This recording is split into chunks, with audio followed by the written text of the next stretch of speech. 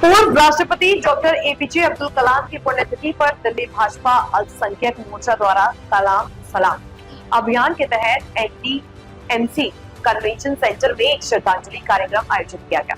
इस अवसर पर भाजपा सांसद बांसुरी स्वराज ने डॉक्टर कलाम को श्रद्धांजलि अर्पित करते हुए कहा कि वे न केवल एक महान वैज्ञानिक थे बल्कि युवाओं के लिए प्रेरणा का स्रोत भी रहे। उन्होंने कहा कि डॉक्टर कलाम का जीवन सादगी, कर्तव्य निष्ठा और राष्ट्रभक्ति का प्रतीक है और हमें उनके सिद्धांतों को अपनाकर देश की सेवा करनी चाहिए।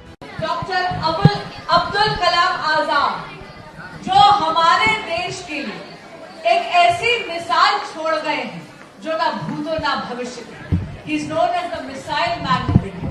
लेकिन क्या आप जानते हैं कि न केवल उन्होंने अपनी निगाहें अंतरिक्ष तक साधी, उन्होंने अपने जीवन में भी वो ऊंचाइयां वाकई प्राप्त करी। इतने सामान्य घर में पैदा होने वाले कलाम साहब ने राष्ट्रपति तक का जो सफर तय करा है वो केवल और केवल अपनी मेहनत और अपनी शिक्षा के बल पर करा है।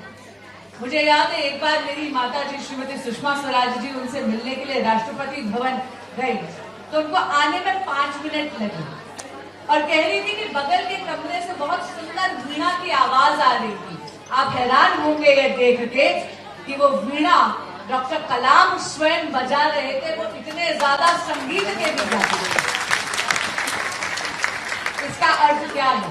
इसका अर्थ ये है कि मैं आपको कह रही हूं कि आदरणीय प्रधानमंत्री श्री नरेंद्र मोदी जी की बात मानिए, केवल शिक्षा पर ही ध्यान नहीं दीजिए, अपनी बाकी हॉबीज, अपनी रुचि में भी ध्यान दीजिए ताकि आपका एक होलिस्टिक डेवलपमेंट हो सके। एग्जाम्स एक ऐसी चीज है जो केवल आपकी परीक्षा नहीं लेती, ये अपना सर्वश्रेष्ठ देने के लिए, अपना बेस्ट देने का एक मौका है।